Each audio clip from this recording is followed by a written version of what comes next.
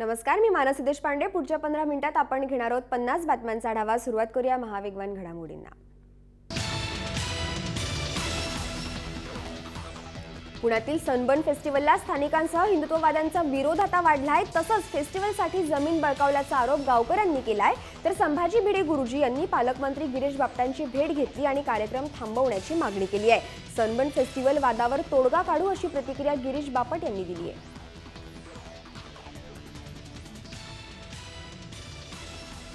गोव्यातून हकालपट्टी केल्यावर पुण्यामध्ये वाघोली जवळच्या केसनंद गावात 28 डिसेंबरपासून सनबर्न फेस्टिवल सुरू होतोय।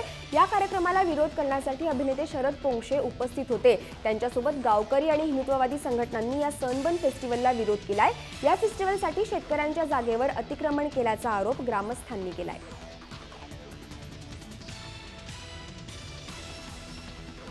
मुंबई पुणे एक्सप्रेसवेवर 4 गाड्यांचा भीषण अपघात झालाय। बस, ट्रक आणि 2 कंटेनरमध्ये अपघात झालाय। या अपघातामध्ये 3 जणांचा मृत्यू झालाय तर 8 ते 10 जण जखमी झालेत। एका कंटेनरच्या केबिनचा चक्काचूर झालाय। मुंबईकडे येणाऱ्या या लेनमध्ये खालापूर जवळ हा अपघात झाला। या अपघातामुळे एक्सप्रेसवेवर लांबच लांब रांगा लागल्या।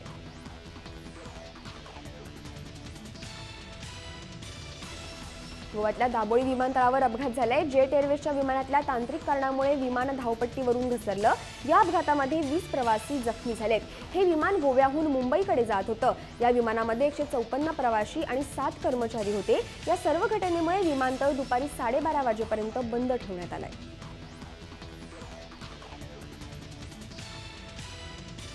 जय वाघ तेलंगणाच्या पैनगंगा जंगलात दिसल्याचा वनमंत्र्यांनी दावा केलाय। या संदर्भात वनमंत्री सुधीर मुनगंटीवार यांनी तेलंगणाचे वनमंत्री जुगारामण्णा यांच्याशी फोनवर चर्चा केली। यावेळी जुगारामण्णा यांनीही या वृत्ताला दुजोरा दिला। मात्र जय वाघ जंगलात सापडलाय असं लेखी कळवा आणि त्याचे फोटो व्हिडिओ द्या असं सुधीर मुनगंटीवार यांनी तेलंगणाच्या वनमंत्र्यांना सांगितलंय।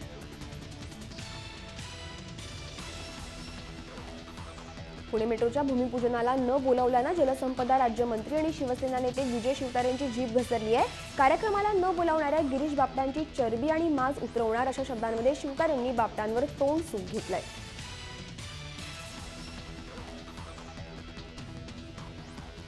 रायगड किल्ल्यावर महादरवाजा बसवण्यात आलाय। 350 वर्षांपूर्वीच्या ऐतिहासिक आठवणींना हा उजाळा देण्यात आला। पुरातत्व विभागानं हा महादरवाजा तयार केलाय। तर शिवकाळाप्रमाणेच गडाचा दरवाजा सूर्यास्तानंतर बंद होणार आहे।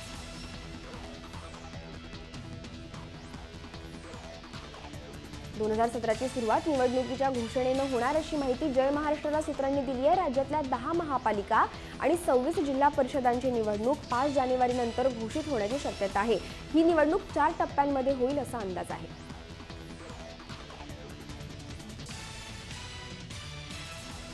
महापालिका निवडणुकीच्या पार्श्वभूमीवर भाजपनं आपल्या प्रचाराची सुरुवात केली आहे। मुख्यमंत्री देवेंद्र फडणवीस यांच्या हस्ते भाजपच्या विकास निर्माण रथाचं उद्घाटन झालं। या रथाच्या माध्यमातून भाजपनं केलेल्या विकास कामांचा लेखाजोखा जनतेपर्यंत पोहोचवला जाणार आहे।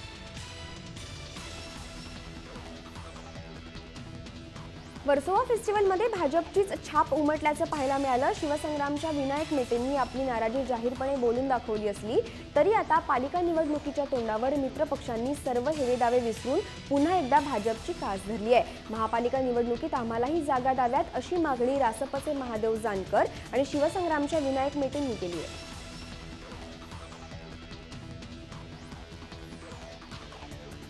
अरबी समुद्रात शिवस्मारक बांधण्यासाठी पैसे आहेत का असा सवाल राज ठाकरे यांनी सरकारला विचारलाय। निवडणुकीच्या तोंडावर शिवस्मारकाचं राजकारण करण्यात आल्याची टीकाही राज यांनी यावेळी केली आहे।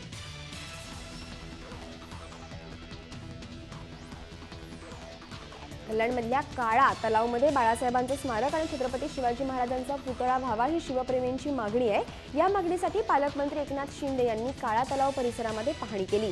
यावेळी त्यांनी कळवा आणि दिवा शहरांच्या विकासाबाबतही आढावा घेतला।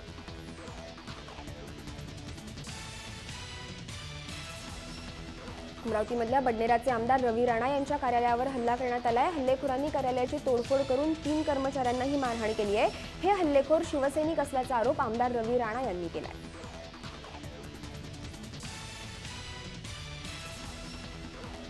नोटाबंदीचा फटका नाट्य संमेलनाला बसलाय। 97वे अखिल भारतीय मराठी नाट्य संमेलनाचं यजमानपद उस्मानाबाद शाखेला मिळावं असा प्रस्ताव शाखेचे अध्यक्ष विशाल शिंगाडे यांनी सादर केलं होतं।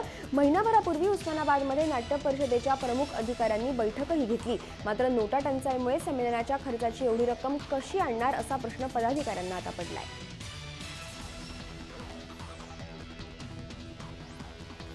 नोटाबंदीनंतर पंतप्रधान मोदींवर टीका करणाऱ्या बहुजन समाज पक्षाच्या सर्वेसर्वा मायावती अडचणीत सापडल्यात। बसपच्या बँक खात्यामध्ये 104 कोटी रुपये तर त्यांचे बंधू आनंद कुमार यांच्या बँक खात्यामध्ये 1,43,00,000 रुपये जमा झाल्याचं समोर आलंय।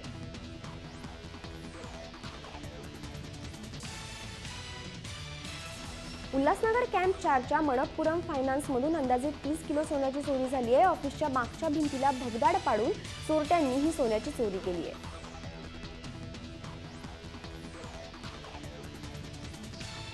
उल्हासनगरमधल्या मणप्पुरम फायनान्सवर दरोडा टाकण्यात आला आणि तसाच दरोडा राजकोटच्या मुथूट फायनान्सवरही टाकण्यात आला। चोरट्यांनी 4 किलोपेक्षा जास्त सोनं लुटून नेलं। चोरट्यांनी मुथूटच्या कर्मचाऱ्यांना धाक दाखवून ही लूट केली आहे।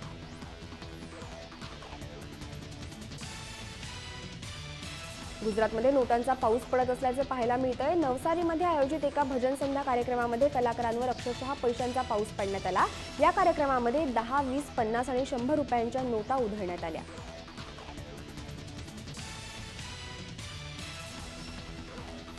काँग्रेसचे उपाध्यक्ष राहुल गांधींनी पुन्हा एकदा नोटाबंदीवरून पंतप्रधान नरेंद्र मोदींवर टीका केली आहे। मोदीजींना बेहिशेबी मालमत्तेसंदर्भात तसंच त्यांच्या सतत बदलणाऱ्या नियमांबाबत काही प्रश्न विचारले होते, पण काहींची उत्तरं त्यांनी दिली, पण त्यांच्यावरच्या भ्रष्टाचाराच्या आरोपावर उत्तर दिलं नाही असं राहुल गांधी यांनी म्हटलंय।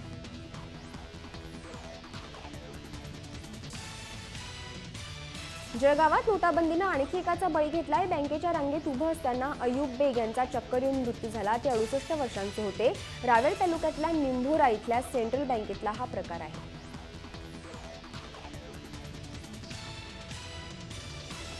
सांगली जिल्हा मध्यवर्ती बँकेवर आयकर विभागानं अचानक छापा टाकला। यावेळी मुख्य कार्यालयामध्ये आयकर अधिकाऱ्यांच्या 15 जणांच्या पथकाकडून तपासणी सुरू करण्यात आली आहे। नोटाबंदीच्या निर्णयानंतर जिल्हा बँकेमध्ये 317 कोटी जमा झाले।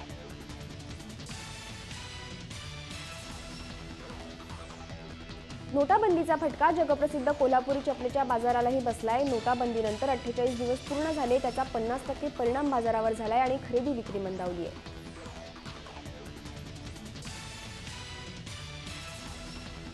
पुण्यामध्ये सर्वात मोठ्या गॅस चोरीचं रॅकेट उघड झालंय। विश्रांतवाडीमध्ये कित्येक वर्ष गॅस माफिया घरातला गॅस चोरी करतायत। पूर्ण पैसे देऊनही नेहमी 1 ते 2 किलोचं गॅस कमी मिळतो। केवळ काही पैशांसाठी गॅस माफिया हे काम करतायत। 2 रेग्युलेटरच्या साह्यानं भरलेला गॅस रिकाम्या टाकीत भरला जातो। अशीच गॅसची चोरी करताना छावा संघटनेचे प्रमुख धनंजय जाधव यांनी गाडी पकडली आहे।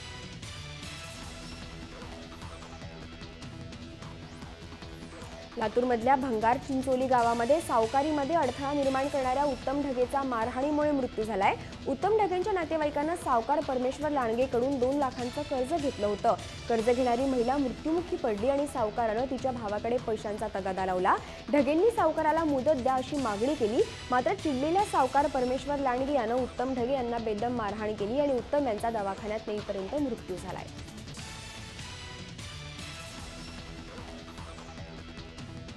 भंडाऱ्यातल्या आमगावमधल्या वनक्षेत्रामध्ये बिबट्याचा मृतदेह आढळल्यानं खळबळ उडाली आहे। तर दुसरीकडे पवनी तालुक्याच्या सिरसाळा वनक्षेत्रात जंगली रानगव्याच्या वनरक्षकांना मृतदेह आढळलाय।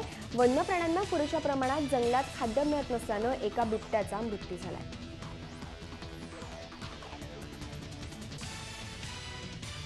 हिंगोलीतल्या वसमत तालुक्यात अवैध दारू विक्री करणाऱ्याला गावकऱ्यांनी पकडून पोलिसांच्या ताब्यात दिलं। या अवैध दारू विक्रेत्याकडून 1,25,000ची अवैध दारू जप्त केली आहे।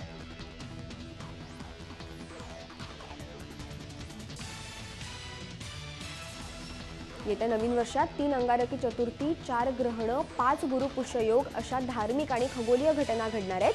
सुमारे 21 सुट्या या रविवार वगळता इतर वारी येत असताना चाकरमान्यांचीही चंगळ होणार आहे। तसंच नव्या वर्षाचा प्रारंभ 1 सेकंद उशिरानं होणार आहे। 31 डिसेंबर 2016ला लीप सेकंद गृहीत धरलं जाणार आहे।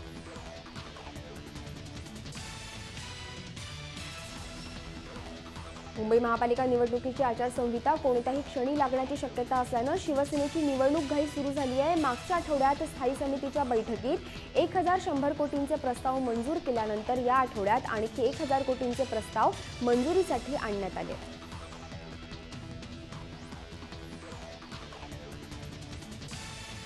बदली झाल्यानंतर बदलीच्या ठिकाणी सेवेमध्ये रुजू व्हायला टाळाटाळ करणाऱ्या कामचुकार सरकारी कर्मचाऱ्यांना राज्य सरकारनं दणका दिलाय। आता यापुढे बदलीच्या ठिकाणी तत्काळ रुजू न झाल्यास सेवेतून निलंबित करण्याचे आणि विभागीय चौकशीला सामोरे जावं लागणार असल्याचं खरमरीत फरमान सामान्य प्रशासन खात्यानं काढलंय।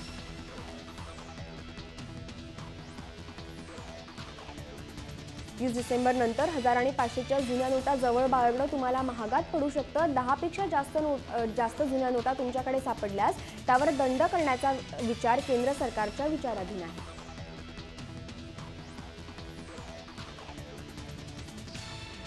भारतीय स्टेट बँकेसह अन्य काही बँका नववर्षात कर्ज स्वस्त करण्याची शक्यता आहे। कर्जांवरच्या व्याज दरांमध्ये जानेवारी 2017 मध्ये कपात होईल असा अंदाज तज्ज्ञांनी वर्तवलाय।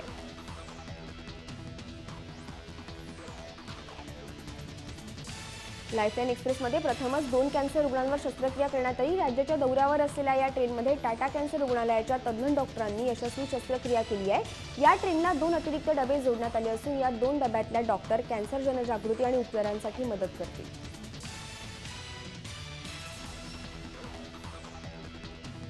रेल्वे अपघातांमध्ये मृत्युमुखी पडणाऱ्यांच्या कुटुंबियांना तसंच गंभीर जखमी होणाऱ्या प्रवाशांना दुपटीनं अपघात भरपाई मिळणार आहे। तब्बल 20 वर्षांनंतर भरपाईची रक्कम वाढवत 4 लाखांवरून 8 लाख रुपये करण्यात आली असून नव्या नियमांची अंमलबजावणी येत्या 1 जानेवारीपासून करण्यात येणार आहे।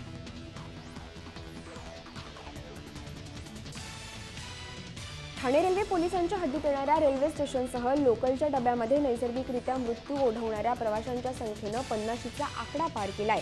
यामध्ये जानेवारी ते नोव्हेंबर 2016 अखेरपर्यंत एकूण 59 जणांचा मृत्यू ओढवलाय तर 90 जण जखमी झाल्याचं ठाणे रेल्वे पोलिसांनी दिलेल्या माहितीवरून स्पष्ट झालंय।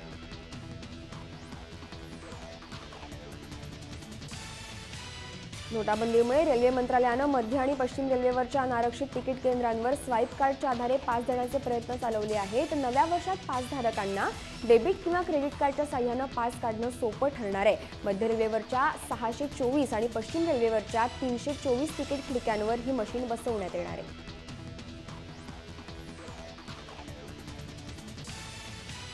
मध्य रेल्वेवरच्या उपनगरांच्या वाढत्या विस्ताराचा परिणाम थेट लोकल सेवेवर झालाय। गेल्या 5 ते 6 वर्षात लोकल प्रवाशांची संख्या सुमारे 40,35,000वर गेली आहे।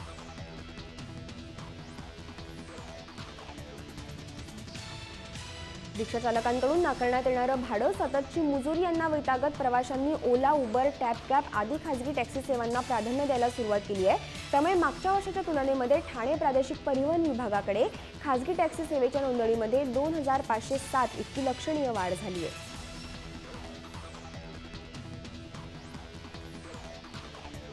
पेंग्विनच्या दर्शनाची आतुरतेनं वाट पाहणाऱ्या मुंबईकरांची प्रतीक्षा आता पुढच्या वर्षीच पूर्ण होण्याची शक्यता आहे। भायखळ्यातल्या राणीच्या बागेतल्या काचेचे पिंजरे अद्याप बनलेले नाहीत। त्यासाठी परदेशातून बोलावलेले तंत्रज्ञ मुंबईत पोहोचले नसल्यानं काच बसवण्याचं काम लांबणीवर पडलंय। त्यामुळे हे काम नव्या वर्षात मार्गी लागण्याची शक्यता आहे।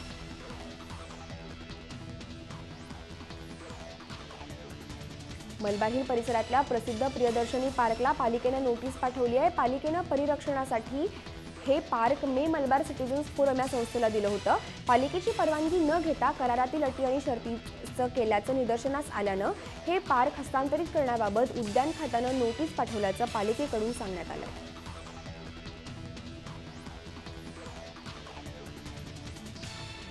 पवई तलावात अवैध हाऊसबोट चालवणाऱ्या मालकांना महापालिकेनं सोमवारी नोटिसा बजावल्या। हाऊसबोट दुर्घटनेप्रकरणी पोलीस करत असलेल्या तपासात या बोटी अवैध असल्याचं आढळून आलंय।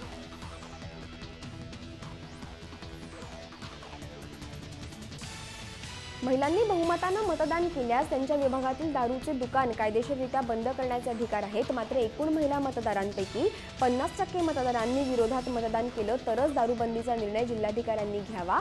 या केलेल्या कायदा दुरुस्तीबाबत फेरविचार करावा असे निर्देश मुंबई उच्च न्यायालयानं राज्य सरकारला दिले।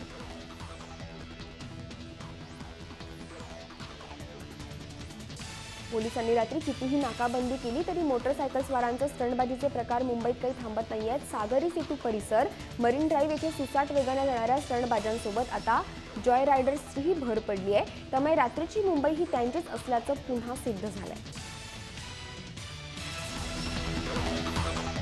यासह महापासमध्ये वेळ झाली इथेच थांबण्याची। तुम्ही पाहत रहा जय महाराष्ट्र।